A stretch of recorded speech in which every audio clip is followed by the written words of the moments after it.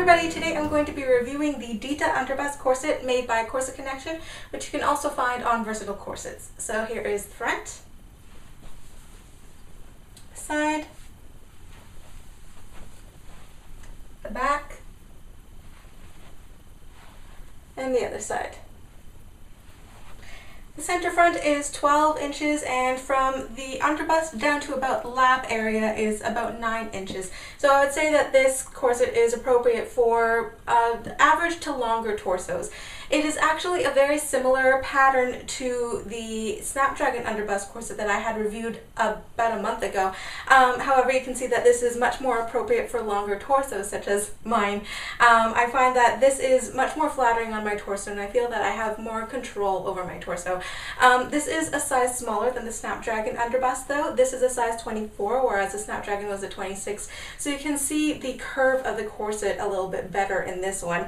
You can see that it's not a long line corset. My iliac crest is actually right there. So it comes right above the iliac crest, but then it kind of swoops down to control any lower tummy pooch. For the side here, I find that even though there is not a whole lot of fabric wrapping around the sides here, the center front doesn't seem to, have that little ski slope going on. I find that it remains fairly flat on me. In terms of the silhouette, I would say that this is probably a very gentle hourglass silhouette. Because it's very smooth and swooping, it is very reminiscent to a traditional Victorian hourglass silhouette as opposed to the modern hourglass, which is kind of rounded ribcage, rounded hips. However, because of the gentle reduction and gentle silhouette that this gives me compared to some of the other corsets that I had reviewed in the past, you might also consider this a modern slim silhouette. You can see that just like the Snapdragon overbust corset, this also has a halter strap right here. Once again, it comes around the neck and it fastens using bra hooks in the back here. I find that it actually pushes the bust forward and it prevents that sort of spillover of flesh at the top here because the side comes up so high here. I actually really like that for this reason because in so many of my corsets I have that sort of fleshy spillover on the sides especially, and in this corset I feel quite secure. It is somewhat adjustable, this strap, so you can have it a little bit tighter if you want, but I prefer it a little bit looser. It's just more comfortable for me this way, and I find that if I have a little bit looser then it doesn't affect my posture too much and it doesn't end up pulling my neck forward because the strap wrapping around the back of my neck isn't pulling too hard. So here's the Dita underbust laying flat, and for the material here you can see that the main fashion fabric here is this beautiful smooth pink satin that's been fused for strength, and that's also how it stays so smooth when worn on the body. You can see that the accent external boning channels and the binding here, that's all this sort of shiny black pleather, and then on the inside here the strength fabric for this particular one is a very heavy twill or bull denim.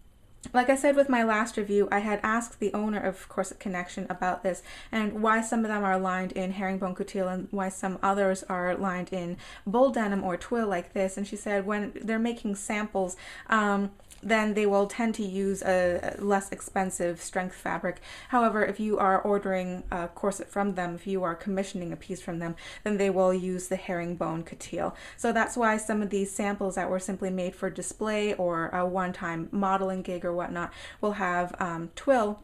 But if you ever order a corset from them, then it should have the herringbone couture like I had shown in my previous reviews. For the construction of this corset, this has a 5-panel pattern, so 10 panels on each side. You can see here 1, 2, 3, 4, 5, and the side seam is about here. So it's, I guess, about 2 panels in the front and 3 panels in the back, which tends to work fine for this sort of silhouette.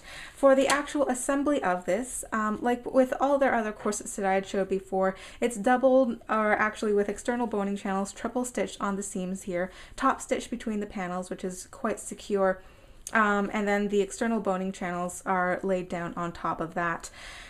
You can see here that the waist tape is exposed on the inside because it has external boning channels. If you ordered a corset with no external boning channels, then the waist tape would actually be sandwiched between 2 layers, so it would be invisibly stitched. You would not feel it on the inside here. but this is a 1-inch wide Petersham tape that is secured right from the front of the first panel right to the end of the back panel here. Here's a close-up of the contrast binding, and this is in the same black sort of shiny pleather material that the boning channels are made out of, just made from this bias cut strips of the same material. You can see that it is machine stitched on the outside and also on the inside here. And on the inside here, you can see it was just folded under and stitched down. This particular corset has a raw edge, but this is very typical treatment of any corset that has leather or pleather binding, because this helps to reduce bulk, and because of the nature of this fabric, it will not fray. So I don't find it to poke into me when I'm wearing it, so it's not a huge bug to me. This corset also has 4 garter tabs on each side for a total of 8 in this corset. You can see here the humongous Modesty panel. This Modesty panel is 8 inches wide, so about 6 inches of usable space. It's made out of the matching pink satin that's on the fashion fabric here. Has also been fused for strength. When I rub it together, I feel that sort of same texture that drill or twill is made out of. So it's not stiffened, but it is sort of just a reinforced fabric here. You can take out this Modesty panel if you really don't like it. Just use a seam ripper, take out that line of stitching right there. On the front here, you can also see that there is a matching Modesty placket underneath the busk, and it's covered in the same black pleather contrast here. The busk here is 11 inches long, and it's a standard width busk, so 1/2 inch on each side. This one has 5 pins equidistantly placed, and it has a reinforcing bone on either side of the busk here. And for this particular corset, you can see the treatment of how the loop side of the busk was inserted. It's one piece that's folded around, and it's just been carefully sliced through the fabric right there. Like I said before, this fabric shouldn't fray, so that shouldn't be a problem. If I peek underneath there, I can see that this black pleather is not the only fabric that's holding the busk in place. There's actually another layer of cotton underneath there so that the pleather doesn't rip, the busk doesn't rip right through it. There are 22 bones in this corset, 11 on each side. You can see that it's double boned on the seams here, 2, 4, 6, 8. Those I thought before were spiral steel bones because they're quite flexible, but the owner of Corset Connection says that they are actually all flat steel bones. Versatile corsets, all of their bones are flat steels. They don't use spiral. When I tested it with the magnet, it does have a pull, so they are steel bone. And then on the back here, of course, there are another 2 flats sandwiching the grommets and another sturdy flat supporting the busk right there.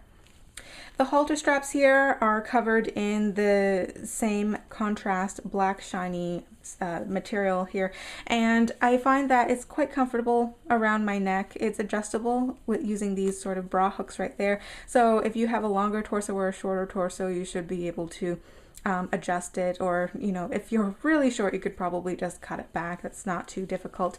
If you really don't like the halter strap, you can remove it using this line of stitching here, but I wouldn't recommend it because it might actually cause this part of the corset to roll over, as it's not boned right on that corner right there. This corset has a total of 24 grommets in the back, 12 on each side, and you can see that they are the same sort of grommets that I had shown in all my other Versatile or Corset Connection reviews. They are size 00. None of them appear to be ripping out. They're holding pretty fast. Here's a close-up of the underside here. You can see that no splits or anything. Nothing appears to be ripping out here. It doesn't catch on to the laces or anything. The laces are also their signature 1/8 inch wide round cord made from nylon. Virtually impossible to break, absolutely no stretch to them.